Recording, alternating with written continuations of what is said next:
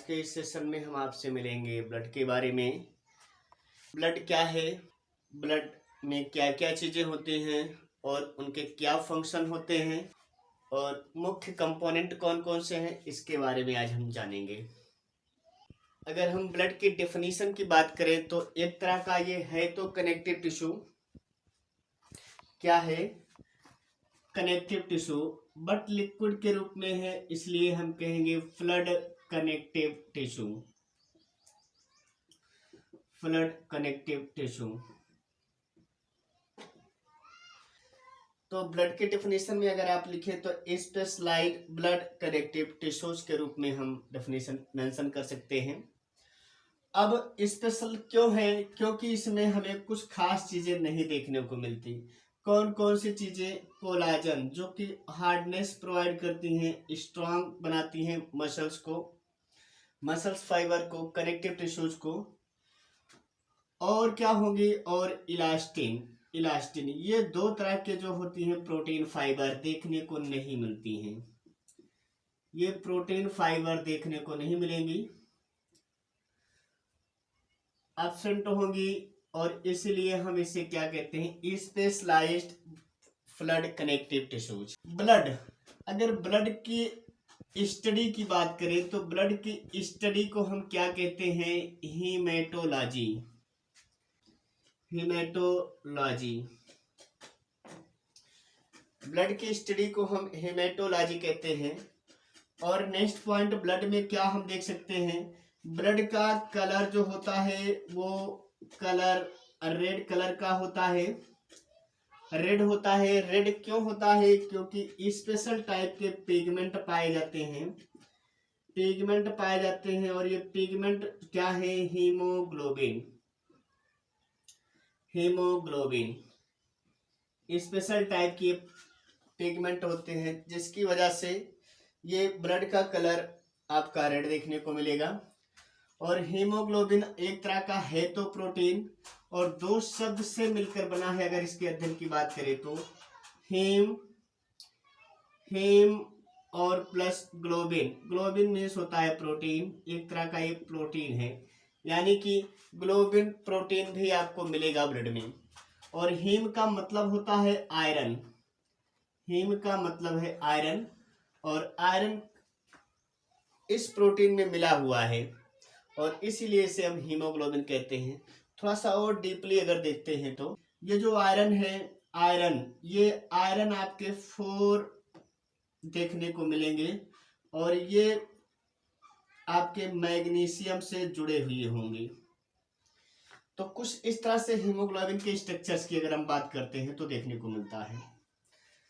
और अगर इस स्ट्रक्चर्स के अकॉर्डिंग हम बात करें तो ये 4 ऑक्सीजन के मॉलिक्यूल को बाइंड करने की क्षमता रखता है। नेचर की अगर हम बात करें, ब्लड का नेचर कैसा होता है? तो स्लाइटली बेसिक होता है, यानी 7.2 से लेकर के 7.4 पीएच इसका देखने को मिलेगा। और इस तरह से अगर आप कहें तो ये स्लाइटली बेसिक इन नेचर होता है। Slightly basic in nature, slightly basic in nature. अब हम बात करते हैं क्या क्या कंपोनेंट होते हैं ब्लड में, इसके बारे में। इसे आप चाहे तो नोट कर सकते हैं। अब अगर हम ब्लड के कंपोनेंट की बात करें तो इसके पास मुख्य रूप से 4 कंपोनेंट होते हैं। ब्लड में 4 कंपोनेंट होते हैं। ब्लड में 4 कंपोनेंट होते हैं। हालांकि एनसीईआरटी ने इसे 2 पार्ट में डिवाइड करके बताया है। एक को तो प्लाज्मा कहा है, एक को प्लाज्मा कह दिया है, और दूसरे को क्या बोला है? दूसरे को फॉर्म्ड एलिमेंट। फॉर्म्ड एलिमेंट, ये 2 तरह के कंपोनेंट में डिवाइड किया है। और ये भी क्लियर है कि ये प्लाज्मा जो होता है ये 55% देखने को मिलेगा, और पूरे ब्लड का ये आपका 45% देखने को मिलेगा। 45%। अब इसके बाद खास बात क्या है? ब्लड के प्लाज्मा में अगर हम बात करें तो प्लाज्मा में 90 से लेकर 92% तक तो केवल और केवल वाटर होता है। वाटर होगा। और अगर हम बात करें 6 to 8% की, तो इसमें प्लाज्मा प्रोटीन होती है। प्लाज्मा प्रोटीन देखने को मिलेगी। और प्लाज्मा प्रोटीन में क्या क्या मिलेगी? एल्ब्यूमिन मिलेगी, और दूसरा मिलेगा ग्लोब्यूलिन, और तीसरा जो मिलेगा वो है फाइब्रिनोजन।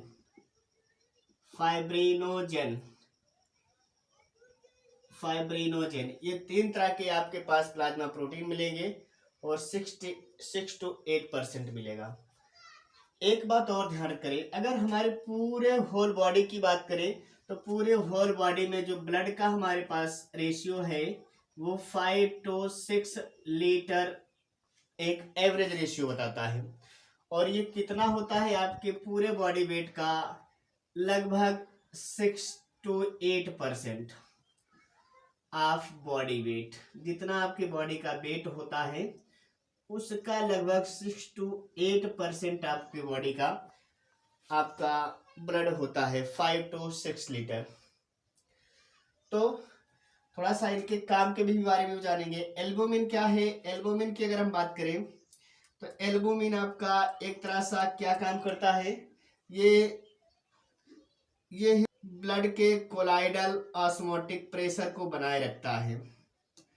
ब्लड के कोलाइडल ऑस्मोटिक प्रेशर को बनाए रखने का काम करता है। ब्लड के कोलाइडल ऑस्मोटिक प्रेशर का मतलब क्या होता है? मतलब इसके अंदर वाटर को होल्ड करने की कैपेसिटी बहुत ज़्यादा होता है, यानी वाटर होल्डिंग कैपेसिटी होती है। इस तरह के फाइबर में वाटर होल्डिंग कैपेसिटी ज़्यादा होगी, और वाटर होल्डिंग कैपेसिटी ज़्यादा होगी तो क्या होगी? इस तरह से हमारे सेल्स में वाटर का अमाउंट बढ़ेगा नहीं, और जब वाटर का अमाउंट नहीं बढ़ेगा तो एक तरह से हमारे पास डिजीज नहीं होगी। और अगर ये वाटर होल्डिंग कैपेसिटी कम होती तो आपको एक स्पेशल टाइप की डिजीज हो जाती है, जिसे हम एडिमा कहते हैं। एडिमा। इस तरह से अगर आपके सेल्स में वाटर का अमाउंट ज़्यादा हो जाता है तो एडिमा डिजीज हो जाती है। और ग्लोब्यूलिन का काम क्या होगा? ग्लोब्यूलिन का अगर काम की बात करें तो इसमें एक स्पेशल टाइप की गामा ग्लोब्यूलिन होती है। गामा ग्लोब्यूलिन का काम क्या है? गामा ग्लोब्यूलिन का काम क्या होता है? इम्यून सिस्टम, आपके इम्यून सिस्टम को मजबूत बनाने का काम करती है। इम्यून सिस्टम को मजबूत बनाने का काम करती है। ये आपका फाइब्रिनोजन क्या होता है? ये हमेशा आपके बॉडी में इनएक्टिव फॉर्म में होगा, और जब इनएक्टिव फॉर्म में होगा तो ब्लड में दौड़ता रहेगा जब भी इसको जरूरत पड़ेगी। और इसका विशेष रोल वहां देखने को मिलेगा जब आप ब्लड क्लॉटिंग में बात करेंगे। तो अब आते हैं दूसरे पॉइंट में। फॉर्म्ड एलिमेंट में आप क्या क्या बात करेंगे? आपके पास आरबीसी हैं, डब्ल्यूबीसी हैं, प्लेटलेट्स हैं। इन सब के बारे में अगर हम बात करेंगे तो वो फॉर्म्ड एलिमेंट के बारे में बात करेंगे। तो ये पॉइंट समझ में आ गया हो गया। फिर से एक बार देखेंगे। मुख्य रूप से 4 कंपोनेंट है। कौन कौन सा? एक प्लाज्मा हो गया, आरबीसी, डब्ल्यूबीसी और प्लेटलेट्स। लेकिन एनसीईआरटी ने प्लाज्मा और फॉर्म्ड एलिमेंट 2 पार्ट में डिवाइड किया है। और आपके बॉडी वेट का आपका 6 to 8% ब्लड होता है। लगभग लीटर की बात करें तो 5 से 6 लीटर आपके बॉडी में ब्लड होता है। प्लाज्मा कितना होता है आपके बॉडी में? प्लाज्मा में 55% प्लाज्मा होते हैं, 45% फॉर्म एलिमेंट बनाते हैं, जिसमें आपका प्लाज्मा 90% वाटर होल्ड करता है, और 6 to 8% प्लाज्मा प्रोटीन होल्ड करता है। और अगर प्रोटीन की बात करें तो कौन कौन से प्रोटीन होते हैं आपके पास? एल्बुमिन, ग्लोब्यूलिन और फाइब्रिनोजन। एल्बुमिन का काम क्या होगा? ब्लड कोलाइडल ऑस्मोटिक प्रेशर को बनाए रखता है, और इसका काम क्या है? वाटर होल्डिंग कैपेसिटी होती है। इसलिए आपके बॉडी में ज़्यादा मात्रा में सेल्स जो होती हैं, सेल्स में ज़्यादा मात्रा में वाटर होल्ड नहीं होता, और इस वजह से एडिमा डिजीज नहीं होती है।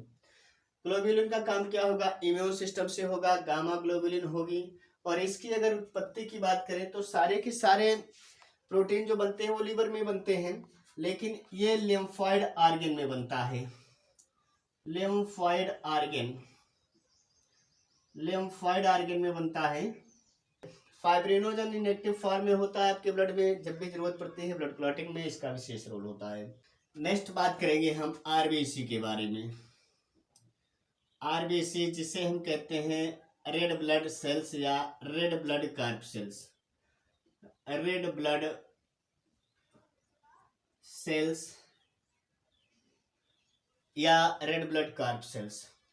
इनका एक और भी नाम है, दूसरा नाम क्या है, आल्सो नोन एज किस नाम से जानेंगे, इरिथ्रोसाइट्स।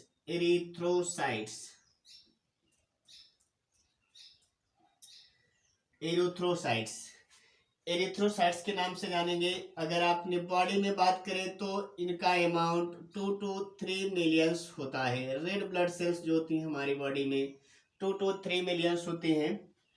और इस आरबीसी की खास बात क्या होती है, रेड ब्लड सेल्स ये बाई कॉनकेव होती हैं, बाई कॉनकेव, उभयोत्तल प्रकार की, दोनों तरफ से चपटे होती है, बाई कॉनकेव शेप होता है इनका। और सबसे इम्पोर्टेंट बात क्या है, हमारी जो आरबीसी होती हैं, इन आरबीसी में nuclei do not have nuclei, यानी कि आरबीसी में हमारे जो न्यूक्लियाई है वो एब्सेंट होती है। ये भी पॉइंट हम याद रखेंगे। और आप विश्वास करिए, ब्लड का जो आरबीसी होती है इनकी जो एवरेज लाइफ स्पान होती है, एवरेज लाइफ स्पान क्या होती है, एवरेज लाइफ स्पान इनकी होती है लगभग 4 मंथ, या जिसे हम कहते हैं 120 डेज कह सकते हैं, 120 डेज। बहुत ही शॉर्ट लाइफ इनकी होती है। और लगभग मिलियंस की अगर हम बात करें, मिलियंस में डेली हमारे बॉडी से आरबीसी डिस्ट्रॉय होती हैं, यानी नष्ट होती हैं। और इसी का लगभग 4 टाइम्स क्या होती हैं, रिलीज होती हैं। इसलिए कई बार हम क्या करते हैं, जब आप ब्लड डोनेट करते हैं तो हमारे बॉडी को ज़्यादा मात्रा में ब्लड की आवश्यकता होती है, तो हमारी जो बोन मैरो होती है बॉडी में वो इसके रिलीजिंग टाइम को बढ़ा देती है। और इस तरह से ब्लड बहुत फास्ट मैन्युफैक्चर भी होता है। तो ये पॉइंट आपको क्लियर हो गया। दूसरा है आपका डब्ल्यूबीसी। डब्ल्यूबीसी क्या होती हैं, डब्ल्यूबीसी की फुल फॉर्म की अगर हम बात करें तो इन्हें हम कहते हैं व्हाइट ब्लड कार्पसेल्स, व्हाइट ब्लड कार्पसेल्स या व्हाइट ब्लड सेल्स। इनका दूसरा नाम क्या है, तो आल्सो नोन एज ल्यूकोसाइट्स।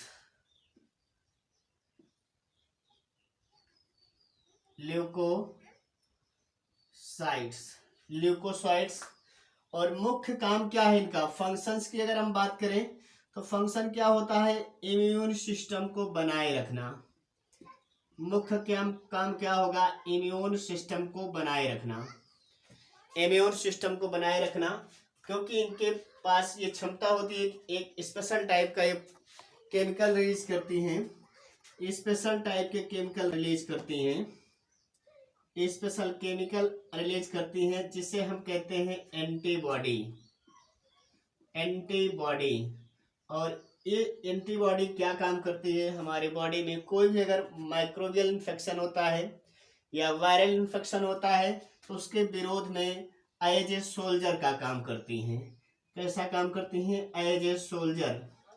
अगर मात्रा की बात करें तो ये हमारी बॉडी में बहुत कम मात्रा में पाई जाती हैं, लगभग 5000 से 10,000 की संख्या में, लगभग 5000 से 10,000 की संख्या में देखने को मिलेगा। तो ये डब्ल्यूबीसी हो गई।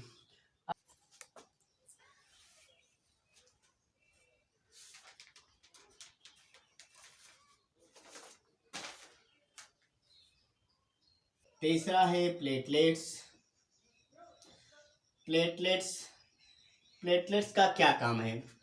प्लेटलेट्स की अगर हम बात करें तो ये क्या काम करते हैं हमारी बॉडी में? इनका काम क्या है? ब्लड क्लॉटिंग का।